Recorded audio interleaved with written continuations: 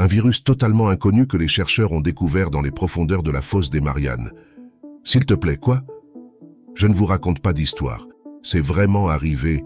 Et à la fin de la vidéo, vous saurez tout, notamment si ce virus peut être dangereux. Reste donc attentif jusqu'à la fin et si tu l'apprécies, je serai ravi de recevoir un pouce vers le haut et un commentaire, car cela permettra à l'algorithme de montrer ce sujet important à davantage de personnes. Merci à tous et bienvenue.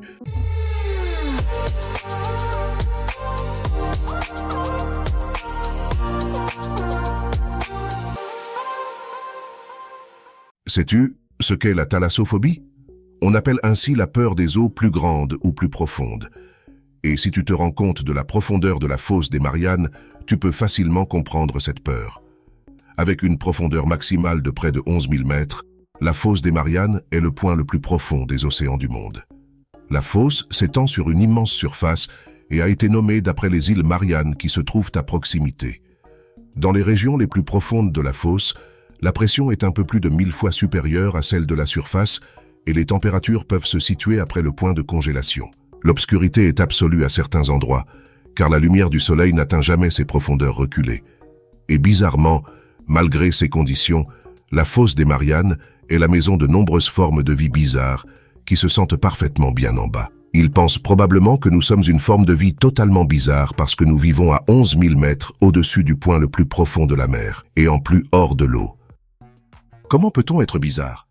Là-bas, nous rencontrons donc des animaux qui se sont adaptés à leur manière à ces conditions inhospitalières. En commençant par les poissons bizarres des profondeurs qui percent l'obscurité avec leurs organes lumineux, jusqu'aux créatures microscopiques qui vivent dans les sédiments au fond de la mer. Mais comment peuvent-ils survivre?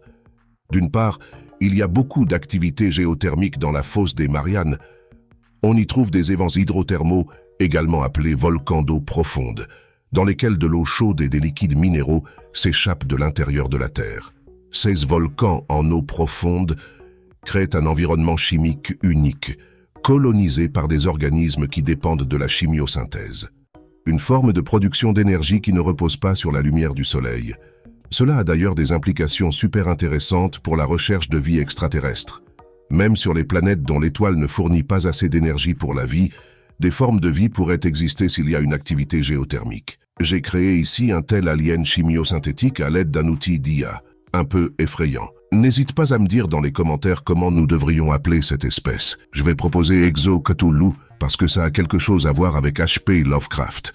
Eh bien, quoi qu'il en soit, un autre aspect important est la chaîne alimentaire. Dans les profondeurs de la fosse des Mariannes, il y a une multitude de sources de nourriture, allant d'organismes planctoniques microscopiques à des prédateurs plus grands, et qui flottent en grande partie depuis les couches supérieures des océans. Cette abondance de nourriture permet l'existence de différentes formes de vie qui se procurent leur nourriture de différentes manières. Il n'est donc pas étonnant que nous trouvions toujours de nouvelles formes de vie dans ces profondeurs incroyables. D'une part, la biodiversité est immense, mais d'un autre côté, nous ne pouvons pas y accéder facilement, ce qui fait que cette zone de la mer profonde reste un mystère pour nous. Des chercheurs chinois ont fait une découverte assez spectaculaire. Un tout nouveau virus trouvé dans les couches sédimentaires de la fosse des Mariannes. L'histoire de cette découverte commence avec une équipe de scientifiques de l'Ocean University of China à Qingdao. Ces biologistes marins se sont spécialisés dans la recherche sur les virus et leurs interactions avec les organismes dans différents habitats marins. Pour isoler les virus dans des profondeurs océaniques aussi extrêmes, ils ont utilisé une méthode spéciale appelée méthode d'induction. Cela leur a permis d'isoler les bactériophages, c'est-à-dire les virus qui infectent les bactéries, à partir des sédiments de la fosse des Mariannes. Ces sédiments ont été prélevés au préalable à l'aide de sondes sous-marines spéciales, spécialement conçues pour prélever des échantillons de sédiments à de grandes profondeurs. Et après avoir examiné ces sédiments en profondeur, ils ont constaté qu'ils avaient effectivement trouvé un nouveau type de virus. Je ne veux pas me retrouver encore une fois dans le lockdown. Ces bactériophages ont été trouvés dans des échantillons de sédiments de la fosse à une profondeur de 8900 mètres, soit environ 260 mètres de plus que le précédent détenteur du record. On appelle cette zone la zone Hadal, nommée d'après le dieu des enfers Hadès.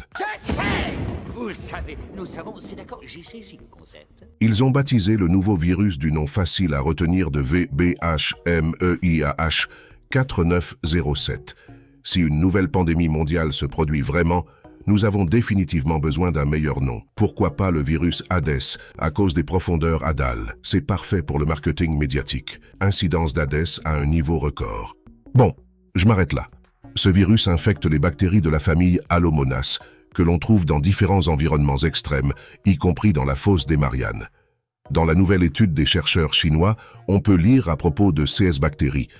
Les membres de la famille Halomonas sont connus pour leur capacité à décomposer les hydrocarbures pétroliers, à prospérer dans des environnements à forte concentration de sel et à pH alcalin, et à avoir une grande tolérance à la pollution. Ces bactéries sont donc parfaitement adaptées à la vie dans la fosse des Mariannes. Et les virus nouvellement découverts sont à leur tour parfaitement adaptés aux bactéries. Et nous n'avons pas seulement trouvé un nouveau type de virus. Ce virus appartient probablement aussi à une toute nouvelle famille virale baptisée Soviridae. Le simple fait que nous découvrions encore de nouvelles familles de virus montre à quel point nous en savons peu sur les profondeurs de la fosse des Mariannes et sur la flore et la faune qui s'y trouvent. Ce nouveau virus semble avoir des caractéristiques très particulières. Les chercheurs disent: les études métagénomiques montrent donc que les virus de la zone Hadal préfèrent une approche virale lysogénique pour s'adapter à l'environnement Hadal. Et notre étude a également montré que le phage tempéré SANBHMUIH4907 est plus fréquent dans la zone Hadal. C'est eux qui pourraient confirmer la spéculation sur une fréquence plus élevée de phage tempéré dans l'environnement Hadal. Si tu es comme moi la première fois que je l'ai lu, tu vas maintenant te poser une question importante, à savoir, s'il te plaît quoi? Pour faire simple, les virus utilisent l'approche lysogénique comme plan de survie spécial en bas. Dans cette approche, les virus infectent une cellule bactérienne, mais au lieu de la détruire immédiatement, ils insèrent leur propre matériel génétique dans la bactérie. Le virus devient alors une partie de la bactérie et les cellules bactériennes continuent à vivre et à se diviser. L'alternative serait l'approche lytique, dans laquelle les virus infectent une cellule bactérienne, s'y multiplient et détruisent la cellule bactérienne. L'approche lysogénique, un peu plus habile et moins destructrice, semble être la meilleure stratégie pour la fosse des Mariannes. Ok, mais il reste encore une question. Ces virus peuvent-ils être dangereux pour nous? La réponse est très probablement non. Dans le SAA des phages qui infectent les bactéries, le danger pour les humains est généralement faible, car les bactériophages infectent justement les bactéries et non les humains. Bien au contraire, de tels virus pourraient même nous aider. L'équipe écrit: actuellement, l'isolement des bactériophages et l'enrichissement des bibliothèques de bactériophages sont plutôt bénéfiques pour la santé humaine. Ils aident à protéger les gens contre les infections bactériennes, en particulier à l'heure actuelle de l'utilisation des antibiotiques et de la propagation des bactéries résistantes aux antibiotiques. Les bactériophages peuvent donc être utilisés en médecine pour traiter les infections bactériennes. On en est déjà là. On s'allie maintenant avec les virus. Donc tu vois, c'est une découverte super excitante qui montre une fois de plus combien de secrets dorment encore dans les profondeurs de la mer. Dès que nous découvrirons quelque chose de nouveau dans la fosse des Mariannes, je te tiendrai bien sûr au courant. Mais tu ne peux le faire que si tu suis ma chaîne, sinon tu la manqueras. S'abonner est totalement gratuit, cela m'aide énormément et tu ne manqueras plus jamais une vidéo galactique. Je serai donc très heureux que tous ceux qui ne l'ont pas encore fait appuient maintenant sur le bouton d'abonnement. Merci les gars. Aujourd'hui, nous avons parlé entre autres des volcans sous-marins et le thème du volcan est actuellement sur toutes les lèvres. En effet, pas plus tard que l'année dernière, une violente éruption a eu lieu en Islande et les images sont vraiment spectaculaires. Si tu veux voir ça et savoir quel est le niveau de danger pour l'Islande et peut-être le reste du continent, n'hésite pas à cliquer sur la vidéo affichée, je t'ai tout expliqué. Et si tu veux soutenir mon travail, n'hésite pas à visiter ma boutique Astro pour acheter les t-shirts des vidéos. Sinon, je te dis à la prochaine vidéo. Bonne chance les gars.